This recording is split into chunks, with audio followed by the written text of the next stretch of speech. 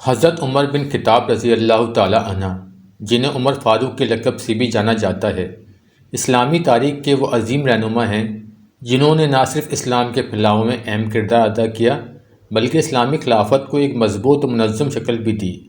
آپ کا دور خلافت تاریخ کا ایک سنہری باب ہے جس میں عدل و انصاف، حکمرانی اور فتوحات کے ایسے نقوش چھوڑے جو آنے والی نسلوں کے لیے مشعل راہ ہیں۔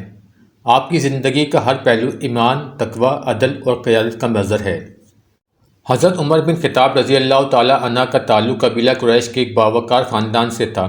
آپ کی ولادت مکے میں ہوئی اور آپ کا خاندانی پس منظر معاشرتی اعتبار سے نہایت اہمیت کا حامل تھا۔ حضرت عمر رضی اللہ تعالی عنہ نے اپنی جوانی میں تجارت کی اور اسی دوران آپ کی فطری ذہانت، بہادری اور قوت فیصلہ واضح ہو چکی تھی۔ آپ کا قد و قامت بلند اور جسم مضبوط تھا جو آپ کو ایک عظیم جنگجو اور قائد بنانے میں مددگار ثابت ہوا۔ حضرت عمر رضی اللہ تعالی عنہ کا اسلام قبول کرنا ایک عظیم واقعہ تھا جو تاریخ اسلام میں ہمیشہ یاد رکھا جائے گا۔ آپ اسلام کے شدید مخالف تھے اور مسلمانوں کو اذیت دینے میں قریش کے دیگر سرداروں کے ساتھ شریک ہوتے تھے۔ ایک دن آپ نبی کریم صلی اللہ علیہ وسلم کو نعوذ باللہ قتل کرنے کا ارادہ لے کر نکلے، لیکن اللہ کا فیصلہ کچھ اور تھا۔ حضرت عمر جب رسول اللہ صلی اللہ علیہ وآلہ وسلم کی تلاش میں جا رہے تھے تو راستے میں ایک شخص نے انہیں بتایا کہ پہلے اپنے گھر کا حال دیکھو، تمہاری بہن اور بہنوئی نے اسلام قبول کر لیا ہے۔ حضرت عمر رضی اللہ تعالی عنہ غصے میں اپنی بہن فاطمہ بنت خطاب کے گھر پہنچے اور انہیں قرآن کی تلاوت کرتے ہوئے پایا۔ غصے میں آپ نے اپنی بہن کو مارا، لیکن جب ان کے لبوں سے خون بہا اور انہوں نے عمر سے کہا اگر سچائی کو قبول کرنے کی ہمت نہیں تو پھر ہمیں بھی ہمارے حال پر چھوڑ دو۔ حضرت عمر رضی اللہ تعالی عنہ کا دل نرم ہوا اور انہوں نے اپنی بہن سے وہ آیت سننے کی درخواست کی جو وہ تلاوت کر رہی تھی۔ یہ سورہ طٰہٰ کی آیت تھی جنہوں نے حضرت عمر رضی اللہ تعالی عنہ کے دل کو اسلام کی سچائی سے بھر دیا۔ آپ فوراً رسول اللہ صلی اللہ علیہ وآلہ وسلم کے پاس گئے اور اسلام قبول کر لیا۔ یہ واقعہ سن 6 ہجری کا ہے۔ آپ کے اسلام قبول کرنے سے مسلمانوں کو ایک نیا حوصلہ ملا۔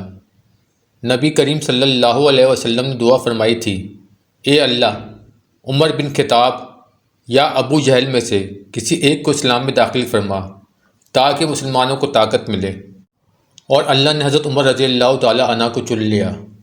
حضرت عمر بن خطاب رضی اللہ تعالی عنہ کے اسلام قبول کرنے کے بعد مسلمانوں کی صفوں میں سے ایک نیا جوش و ولولہ پیدا ہوا۔ آپ نے کھلم کھلا اسلام کی تبلیغ کی اور مسلمانوں کو مکے میں اپنے ایمان کا اظہار کرنے کی اجازت دی۔ آپ کے اسلام قبول کرنے کے بعد مسلمانوں نے پہلی بار کعبے میں نماز باجماعت ادا کی۔ مدینہ ہجرت کے بعد حضرت عمر اسلامی معاشرے کی تعمیر میں ایک اہم کردار ادا کرنے لگے۔ آپ نبی کریم صلی اللہ علیہ وآلہ وسلم کے قریبی ساتھیوں میں سے شمار ہوتے تھے اور ہر اہم معاملے میں آپ کی رائے کو بہت قدر کی نگاہ سے دیکھا جاتا تھا۔ آپ کا فہم، دینی بصیرت اور قیادت کی صلاحیتیں مسلمانوں کے لیے بے حد مفید ثابت ہوئیں۔ حضرت عمر بن خطاب رضی اللہ تعالی عنہ کا دور خلافت سن 13 ہجری میں حضرت ابو بکر صدیق رضی اللہ تعالی عنہ کی وفات کے بعد شروع ہوا۔ حضرت ابو بکر صدیق رضی اللہ تعالی عنہ نے اپنی وفات سے قبل مسلمانوں کے مشورے کے بعد حضرت عمر بن خطاب رضی اللہ تعالی عنہ کو اپنا جانشین مقرر کیا۔ حضرت عمر بن خطاب کی خلافت کا دور 10 سال 6 مہینے اور 4 دن پر محیط رہا اور اسی دوران آپ نے اسلامی ریاست کو نہایت منظم اور مستحکم کیا۔ آپ کے دور میں اسلامی فتوحات کا دائرہ بے حد وسیع ہو گیا۔ آپ کی قیادت میں مسلمان فوجوں نے ایران، شام، مصر، فلسطین اور دیگر علاقوں میں فتوحات حاصل کیں۔ حضرت عمر کی قیادت میں اسلامی ریاست دنیا کی سب سے بڑی اور طاقتور سلطنت بن گئی۔ حضرت عمر بن خطاب رضی اللہ تعالی عنہ کی سب سے بڑی خصوصیت ان کا بے مثال عدل تھا۔ آپ کا طرز حکمرانی انصاف اور مساوات کی بنیاد پر قائم تھا۔ آپ نے ہمیشہ اس بات کو یقینی بنایا کہ اسلامی ریاست میں ہر شخص کو اس کا حق ملے، چاہے وہ امیر ہو یا غریب، مسلم ہو یا غیر مسلم۔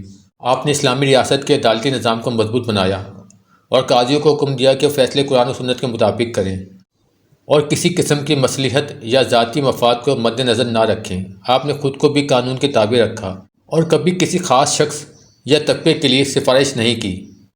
ایک مرتبہ ایک مسلمان سپہ سالار نے مصر کے ایک قبطی کو مارا۔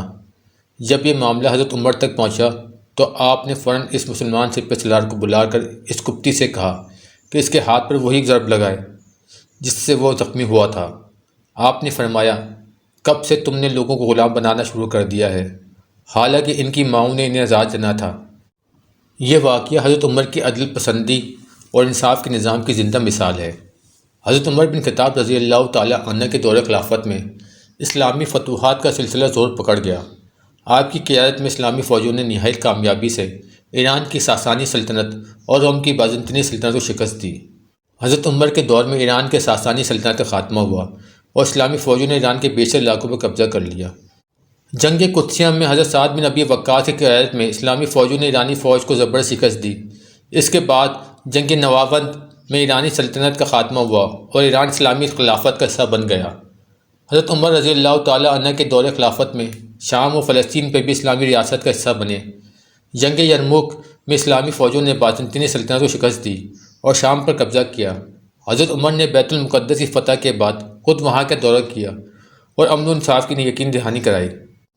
آپ نے عیسائیوں کے ساتھ حسن سلوک کا مظاہرہ کیا اور ان کی مذہبی مقامات کی حفاظت کی۔ حضرت عمر رضی اللہ تعالیٰ عنہ کے دور میں حضرت عمرو بن العاص رضی اللہ تعالیٰ عنہ نے مصر کو فتح کیا۔ جنگ فسطاط کے بعد مصر اسلامی خلافت کا حصہ بن گیا اور یہاں اسلامی ثقافت و تعلیم کا فروغ ہوا۔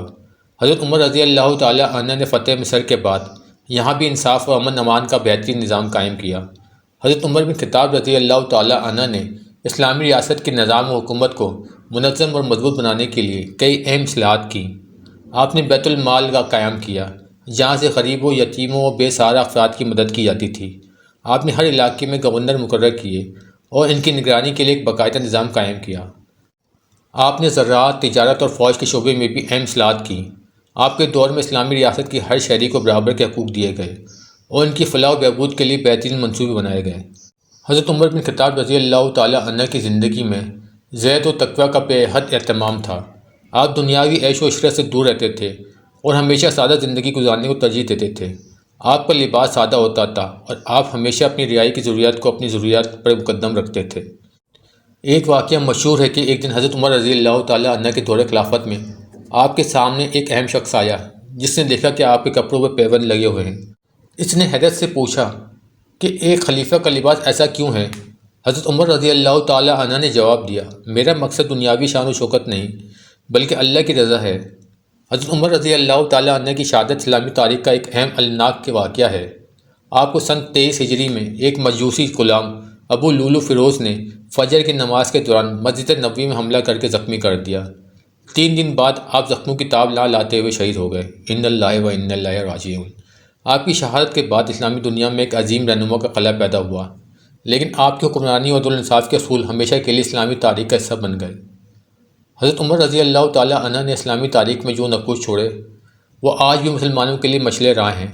آپ کی عدل پسندی، حکمت عملی، قیادت اور زہد و تقویٰ کا ہر پہلو اسلامی معاشرے و حکمرانی کا بہترین نمونہ ہے۔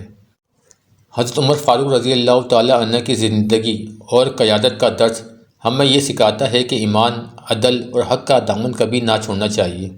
آپ کی شخصیت ہمیشہ کے لیے ایک مثالی قائد کے طور پر یاد رکھی جائے گی جو دنیا میں حق و انصاف کا علمبردار تھا۔